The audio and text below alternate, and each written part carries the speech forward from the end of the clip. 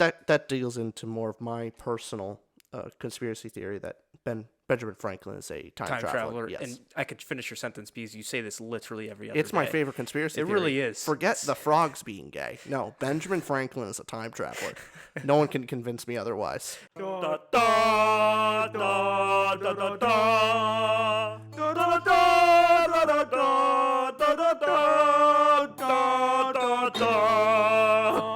Once upon a time, two boys, men, sat down from each other in a podcast. I already don't like where this is going.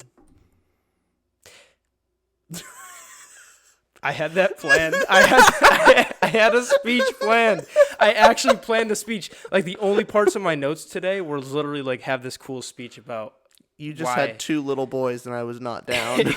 I was going to get more. It was going to be boys, then men, then heroes to defend. I'm going to stop. But anyways, we're here to defend the genre of fantasy. This is a podcast about why fantasy as a genre, fantasy as a means of storytelling is not only important, but arguably, to us, tell me if you disagree, but the most important genre in fiction. Yeah, I do actually agree on a more historical level, but this whole idea sparked from my dad, actually, because my dad's favorite book is Old Man and the Sea, and he considers fantasy most fiction, but some fiction and mostly historical that's real literature, and everything that is outside of that, like basically anything less serious than Old Man and the Sea, is not real literature. And so, like, I was trying to tell him the awesomeness of Discworld and how personally I put Small Gods at about the same level of intellectual significance as Old Man and the Sea. Let me play a character for a second and pretend that I don't understand fantasy. Okay. Why fantasy? It's stupid. Well, for as long as humans have had society and come together as groups, they've created mythos and they've created legends. We can see that by cave paintings and some of the earliest stories were fantasy. And it's what people tell around the campfire and how they get across, how they teach morals and lessons to their children. It is the oldest type of story. And that's why it's still important today. Like, there's a reason why that kind of genre has lasted. Fantasy itself is a tough term to define. How would you define fantasy? Because it could be pretty loose at times. It can. Sure, it's kind of like on a spectrum, but whenever you're dealing with, in the literary world, the world is of a fantastic nature, and fantastic just being so outside, breaking the rules and history and like the rules of physics, everything about our own world is just completely different. We don't think about it, but superheroes, all of Marvel, that's fantasy. Sure. You think of something as simple as Little Red Riding Hood, or fairy tales. Fairy tales are a form of fantasy. You have the Three Little Pigs, form of fantasy.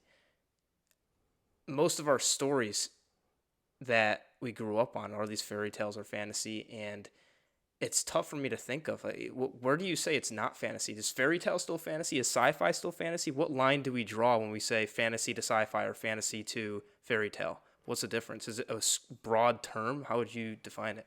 Typically, sci-fi is more heavily based on our own world with some slight changes in technological advancement or the direction that technology takes. Yeah. So, take an example, like Ender's Game, clear example of sci-fi, is mostly Earth, but in the future with certain technological advancements and aliens. But it focuses on our own, but more advanced, or in a technological different direction, where fantasy kind of has, from the roots of that planet or from that world, are different and completely changed. So even in Harry Potter, where it takes place in modern times, the history of the Harry Potter world has wizards, and the entire course of Earth's history is shaped by the fantastical element. Where in sci-fi, very often you can have the history be exactly the same as our own world, but the future is different. Got it. Would you say that fantasy can give a message better than other genres can? What makes it so special and unique compared to can't you get the message across without fantasy elements? Sure, you totally can, but often what makes the best, it's always a good trick to use an extreme to make a point. Yeah. Because if you use our own world, you get muddled up in details, and you're a bit too grounded. Where in fantasy, you get to have the extreme, and it clearly makes your point. So, my personal thought on it, and let me know if you disagree. I do. Oh, of course. I'm just gonna assume. Sure. I think fantasy has a lot to do with it typically deals with exploration of character and history, and sci-fi has to deal with the exploration of the society and the world at large, and typically the future. But that's kind of what each genre normally explores and does really well. So I think the better characters from fiction come from sci-fi, and some of the better worlds, with, of course, exceptions, are in sci-fi. Well, you said sci-fi for both of those. My bad. Best characters in fantasy, best worlds are in sci-fi. Got it. I see that. I see where you're gathering that from. Are there exceptions to that rule? Oh, yeah. Lord of the Rings being one of the best worlds. And characters. That's why it's goated. Is there an exception in the sci-fi realm for you? Yeah. Hyperion. Has best world and characters as well. Yeah. Up there. Okay. That's why I liked it so much, is it has such an interest. Like, it is sci-fi. It is hard sci-fi. But it has such moving characters. But here's the thing, Richie. I personally have only read biographies my entire life. Historical fiction and all the cool stuff, okay? Yeah. Now, talking to me from someone who hasn't dove, right? That's the correct way to say it. Who hasn't dove into fantasy whatsoever. How would you convince someone who has never watched anything fantasy, or maybe they have? They've seen Harry Potter and they thought it was mid, which a lot of people do actually. They saw Harry Potter, thought it was mid. They saw Lord of the Rings, and with great blasphemy said it was bad. No. Or they read Ender's Game sci-fi, but they read a dystopian fantasy, and they thought it was terrible. How do you convince that person to give fantasy more of a shot, or maybe it's just not for them? Can fantasy not be for somebody? I guess. I mean, to be fair, like, there's always, sometimes some people just don't like things. However, when you talk about biographies and history, nuance, unfortunately, in our own world, there are no clean, happy endings. There are no clean messages. Nuance often obscures the point of the author. If you go through pick Benjamin Franklin, and the author kind of wants to tell the story of their life and maybe what he stood for, what Ben Franklin really, what he wanted to tell with his life, and what other people should take from his life.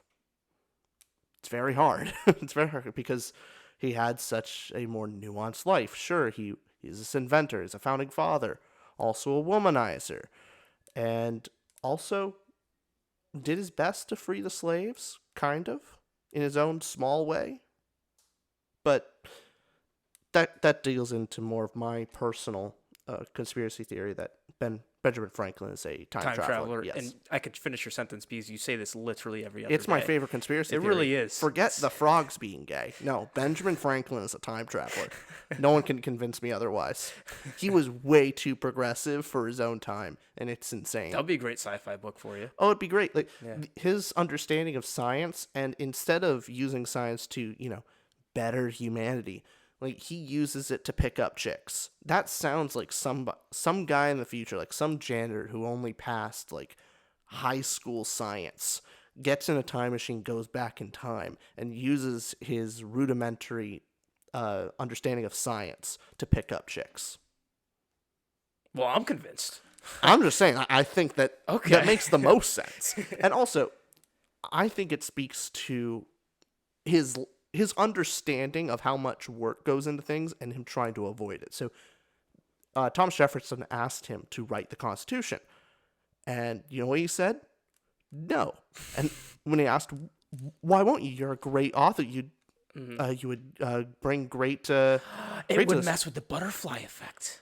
It would destroy the future. But his reason was, no, you idiots will keep revising it, and I'll keep having to write this thing over and over, and I'm not dealing with that. He had too much time, or too little time on his hands to write the thing. Yeah, no, because he understood that it wasn't going to, like, he would just write it. No, he would write it, and then they would go, oh, actually, we want to put in this comma.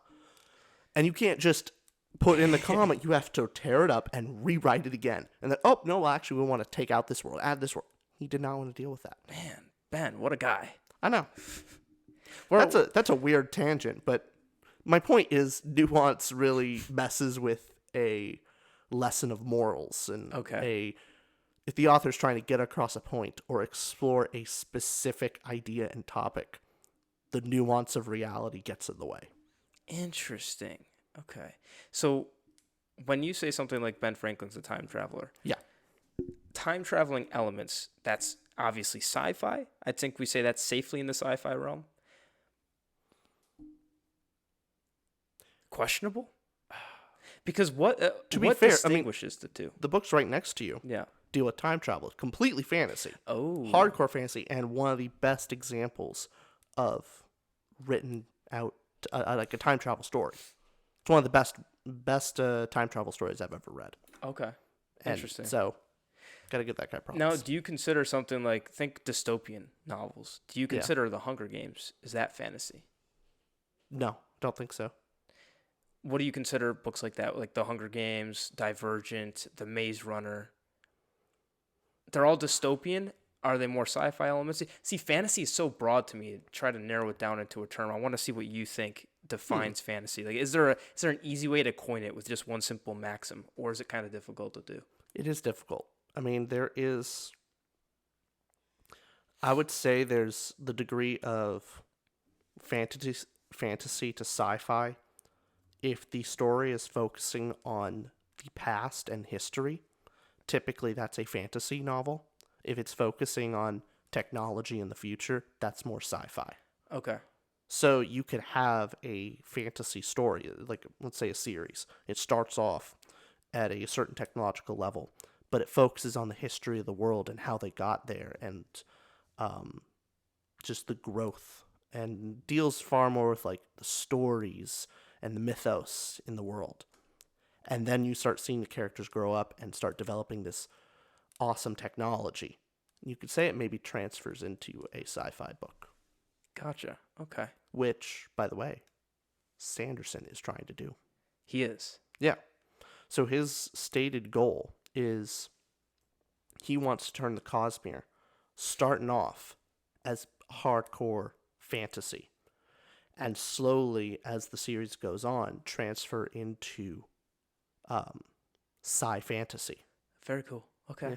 Okay. Is he going to combine? So the whole Cosmere is going to be that, and then there's going to be trickling in sci-fi as it goes on in Stormlight, or just Cosmere books? Well, Stormlight already is moving in that direction. Okay.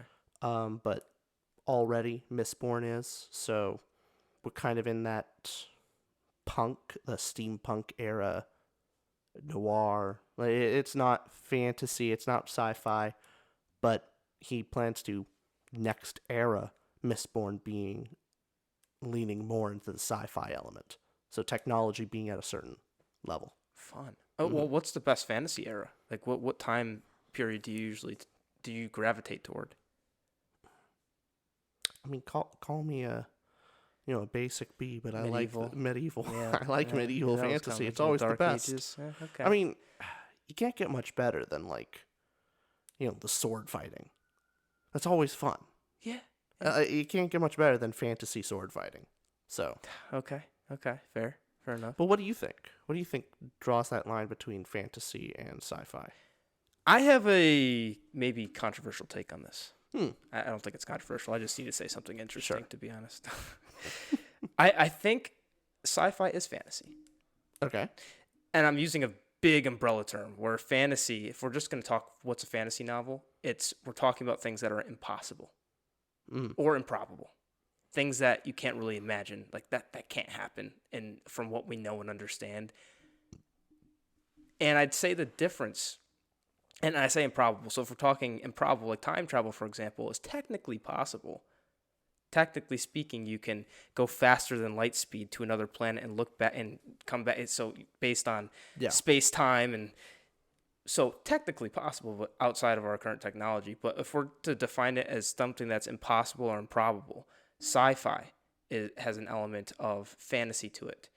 What distinguishes it is typically focused on technology and advancements of technology that are maybe more probable, so that that distinguish comes. It's a very loose line. But I like that. Yeah. Where fantasy deals in the impossible, Mhm. and sci-fi deals in the improbable. Yep. I'd Where say there's it's more always so. like sci-fi does a lot of research where, yeah, it's impossible, but there's a nugget of truth in there. Yeah. Where there's a nugget of like, oh, maybe. It's based on scientific principles that if you could go down a rabbit hole could be possible. Whereas fantasy, no, you're not going to just cast a spell and cause an earthquake. Well, I mean, if you want to scientifically explain, maybe you could do this with the tectonic plates and whatnot, but you're not going to say abracadabra and then boom, earthquake happens. Or I'm not going to all of a sudden go whoosh and then be able to bend four elements. It's very different than, whereas Full Metal Alchemist Brotherhood uses alchemy, which is they have a scientific explanation for some of it, like you combine different things, but the things that occur in Full Metal Alchemist are very much fantasy-esque, which again, the blurred lines are. Well, that's just hard. There. That's just a hard magic system. Yeah, which kind of like I mean, Mistborn is a hard magic system, but it's still fantastical. Yep, exactly. But fantasy, I think it's the most important genre out there. Now, why do you say most important? What makes it better than others? Because fantasy, compared to other genres, and specifically, it doesn't even have to be in books and literature, but in any type of storytelling, fantasy, you are always asking the question, what if this? The question "what if" is always being asked. And I heard someone say this before when they were describing fantasy, but the question of what if is very important. And I mean it this simply. So we're in a normal world, and then all of a sudden you ask, what if there were superheroes? What if there were superheroes that were very human, like in The Boys, the show? What if there were superheroes, and what if there was one that came from another planet and he was super powerful and had this moral code, Superman? Or what if there was, you ask what if and extend it, because what fantasy does is it uses the rules of the universe. It uses the rules that we understand and adds another rule element to it that changes the way everything functions and everything we understand functions. So, for example, if you're to change just one aspect of people can bend elements, people can bend water, how does that change the world? How does that change how societies interact? How does that change how we learn and adapt and what technology occurs? It takes so much creativity from the author, from the creator, from the screenwriter, whatever form it's being told in. It takes such a level of creativity that I appreciate it so much. And the storytelling that you're able to do by adding an element which you would not be able to do in regular nonfiction or even fiction, right? If you're basing it on realistic scenarios, you're confined to a very set of rules. Fantasy lets you do anything you want, and as crazy as that seems, like a lot of people think fantasy, like, oh, anything could happen. Like, what fun is it if like anything, Deus Ex Machina, essentially, anything's possible. But what fantasy does is it extends the rules, but still keeps those rules. Well, good fantasy. Yeah, of course. We're talking about fantasy done right. That is true, because typically fantasy gone wrong is where the rules are expanded and nobody knows where they are. That's bad fantasy, but that could also be bad fiction as well. You could do that in those cases. True. But that's more like dealings of the universe kind of thing, more plot convenience. But no, good fantasy is freedom within boundaries. Yes. And the boundaries that you create. Oh, very well put. Yes. And that is, we were talking about this previously, that is the, like, good art, actually good art is freedom within boundaries, within rules. Where if you don't have any rules, no boundaries, any guidelines, it typically devolves into chaos and ugliness. Chess is the most boring game in the world if there are no rules. Yeah. If you're not both playing that pawns can go this far and the king goes here and the queen goes there and the knight makes a little L shape, if you could do anything on the chessboard, no one's going to play. Yeah. I was listening to I had a teacher, and there were a bunch of teachers we go to at college for like my sax teacher.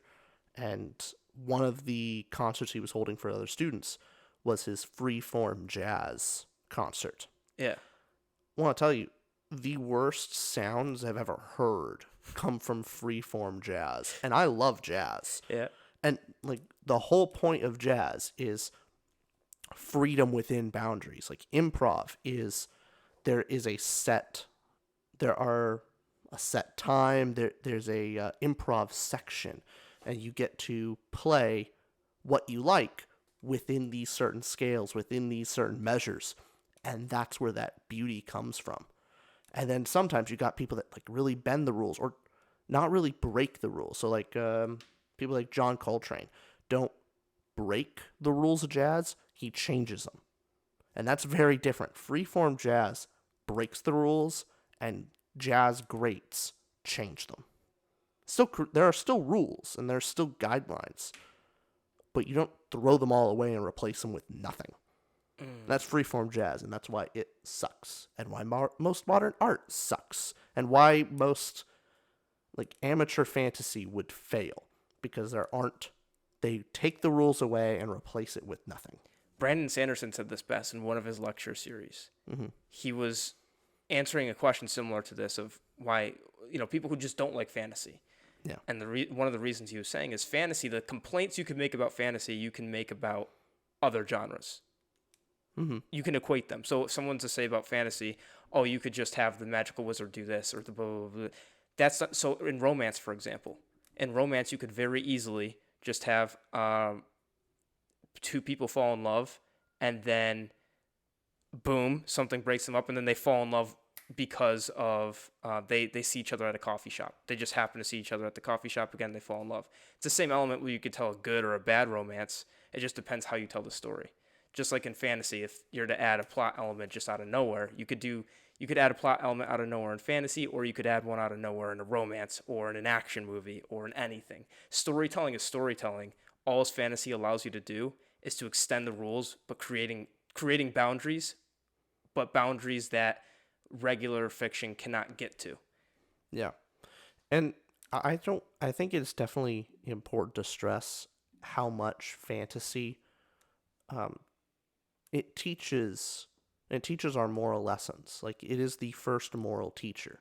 Absolutely. Stories. However you want to take the Bible. Dipping my toe in this water. Yeah. Whole idea of the Bible is telling stories, whether they be true or not. They're telling stories to teach a moral lesson. All these parables and allegories to send a deeper message. Yeah. Or the Greeks and all Greek mythology. Mm-hmm. And I don't think this one's a controversial one, but, the Greek mythos, those stories are told to teach people lessons and also to entertain. But they, Think of children, for example. What stories were we told? The Boy Who Cried Wolf. Yeah. Oh, well, I don't know if that one's part of the Brothers Grimm, but oh boy, the Germans they are brutal teachers to their children. It is, oh God, those are all, we should read the actual Brothers Grimm tales. Oh, that would be good. That would be a good fun read. They are real depresso, like espresso depresso. But yeah, they are. That is honestly principally why they are important. Why superhero movies are important is because it teaches kids to stand up for truth, teaches kids to be brave, and what's the value of being brave, even when it's hard. Mm-hmm.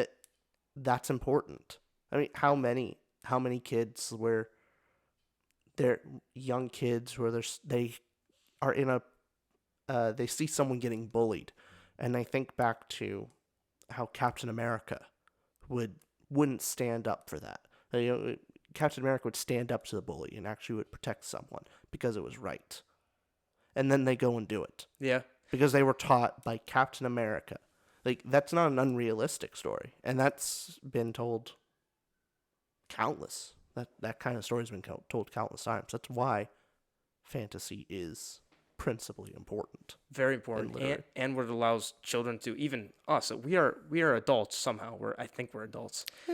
Sometimes we're not. Give or take. When we decide to, we act like adults sometimes. Yeah. We're adults, and everyone does this. You can watch a movie that has complete nonsense. We're talking about a movie with wizards or with magic or with flying people. We're watching a movie and we pretend, we suspend our disbelief just for long enough to enjoy and take as if this is real. Just like you do with all forms of media, you do this. You suspend your disbelief because you put yourself there, and we could just do it. We could block out and really care about what we're watching. And with fantasy, that's that to the extreme. Oh yeah. In no other genre can you just, you're a grown adult, or whether you're a child, watch something and just believe it to be true, because that's what makes it the most emotional and gives you the most meaning and lets you connect with the story and the broader scope of what it means in your life. It's magical. It really is. It really is. And when you watch a fantasy movie or read a fantasy book, and you put yourself in the heroic character's shoes. Yeah. Fantasy is, you're supposed to put yourself in their shoes, and you're supposed to suspend your disbelief and imagine you're them. And you pretend to be brave enough times, when the time comes, you have a much more likely chance of actually being brave. Yeah. It's important. That's very important. Yeah. That was a good note to end it on, I think. Yeah. Be brave, So, folks. Be brave. Let us know what you think about fantasy. Tell us in the comments of what book or what movie shaped your own thought on life. What do you think shaped you? What decision did you make because you remember a hero from a story? Let us know below. And like, comment, subscribe, all that jazz. And we'll catch you guys on the next one. Hey, and also let us know any topics you want to throw out there for us to talk about in the future, or any reviews you want us to give. We're open to whatever ideas you guys want us to talk about next. This was a fun one. Yeah. All right, goodbye, folks. Bye-bye, y'all.